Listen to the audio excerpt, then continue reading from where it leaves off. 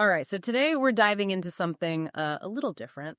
Oh. Yeah, it's how boys and girls act when they like each other. Ah, the age-old dance of attraction. Exactly, all those little signals. Right, all those unspoken cues that make the whole thing so intriguing. So for this deep dive, we're basically eavesdropping Ooh. on a conversation between two teenagers, Okay. Arav and Maya, who are giving us the lowdown on boy facts and girl facts when it comes to crushes. I like it. So think of it like we're listening in on their conversation, picking up on those things they do. Yeah. To, catch someone's eye. That's a great way to get like a first-hand perspective. Right. On all the dynamics at play. Okay, so Maya, our resident girl expert, starts by revealing some classic moves. Like what?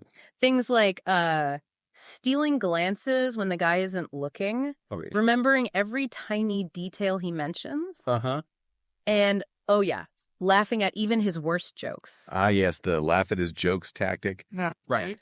It's a fascinating one. Yeah. Is it genuine amusement? Yeah. A way to signal interest? Could be both. Maybe both.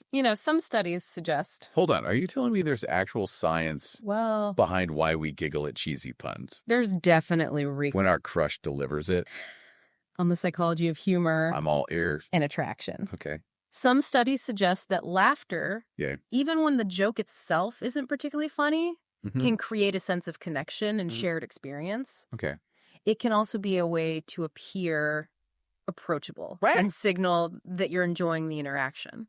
So it's not just me being ridiculously smitten then? It's certainly a possibility. There's actually some evolutionary advantage. It's worth considering. To turning into a giggling mess. The societal expectations that might also be at play. Around someone you like. Traditionally, women have been encouraged. This is getting interesting. To be agreeable and supportive. Okay. And that can manifest in various ways. Right. Including laughing at jokes. Yeah. Even when they're not particularly funny. Okay, that makes sense.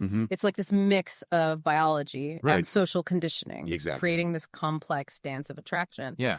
But let's be real, sometimes you just can't help but laugh. Absolutely. When someone you like does something goofy, right?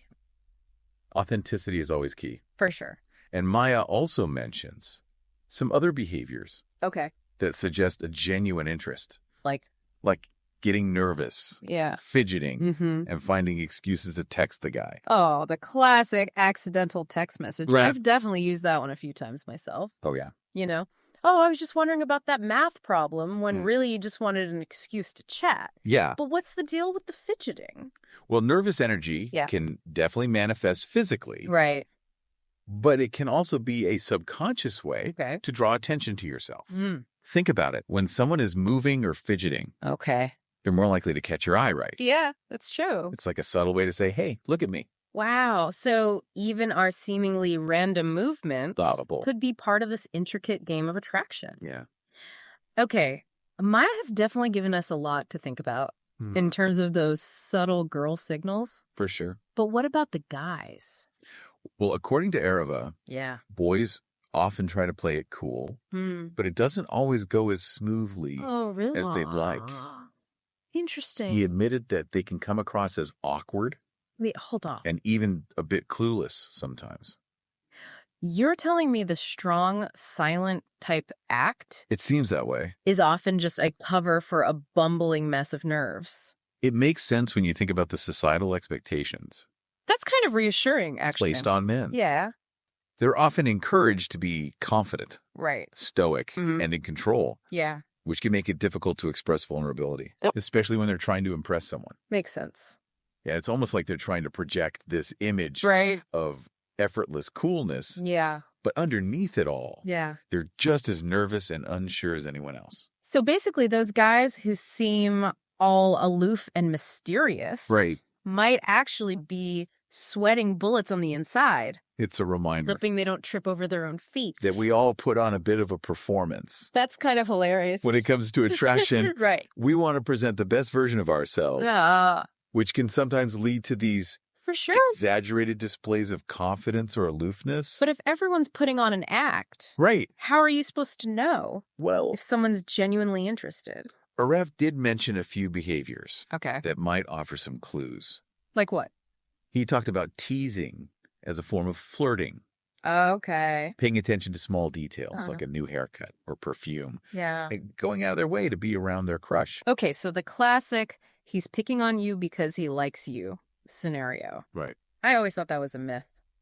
It could be true. But maybe there's some truth to it after all. It's possible. But what about the whole noticing small details thing? Well, noticing those little things, like a change in hairstyle or a new scent, suggests a certain level of attentiveness. Okay. It indicates that the person is paying attention to you. Right. Which can be flattering and signal a genuine interest in getting to know you better. So it's not just about complimenting someone's appearance. Right. It's about showing that you're actually paying attention to the little things that make them unique. And it goes beyond just physical appearance. That's actually kind of sweet. Remembering small details about someone's life, their interests, or their experiences can be even more meaningful. Okay. It shows that you're truly listening and that you value what they have to say. And what about that whole going out of their way to be around their crush thing? Well, it's unlikely to be a complete coincidence. Is that just a coincidence? When we're attracted to someone. Or is there something more strategic going on there? We naturally want to be around them more often. Yeah. It's like our subconscious is trying to create opportunities for interaction. So those chance encounters at the coffee shop or the library. Exactly. Might not be so accidental after all. It's all part of that intricate dance of attraction. Starting to see a pattern here. And Erev admitted that even guys get caught up in overthinking text messages. Wait, really? Just like girls do. I thought guys were all about keeping it simple and straightforward. It seems that the digital age... You're telling me they agonize over emojis and response times, too? Has added a whole new layer of complexity to the dating game, regardless of gender. Okay. We're all hyper-aware of our online persona. Right. And that can translate into overthinking. Every, comment and text message. So it's not just a girl thing to analyze every word and punctuation mark? It appears so. Guys are secretly stressing out over their texting game, too. And it makes sense when you consider the potential for misinterpretation in text-based communication. Yeah.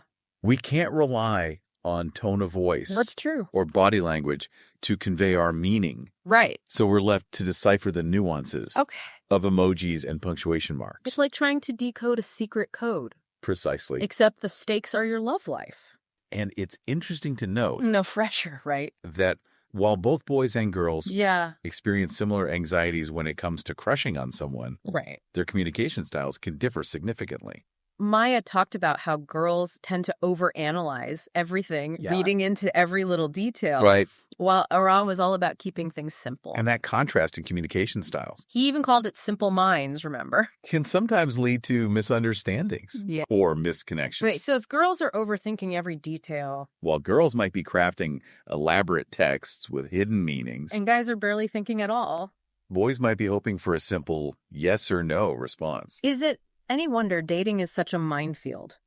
It can certainly feel that way at times. It's like they're speaking entirely different languages. But those differences, while potentially frustrating, can also create a dynamic tension that fuels attraction. The push and pull between overthinking and straightforwardness can be quite captivating. Okay. I'm starting to see how those seemingly incompatible communication styles might actually complement each other in a weird way. And speaking of quirks... Yeah, it's like the classic rom-com trope.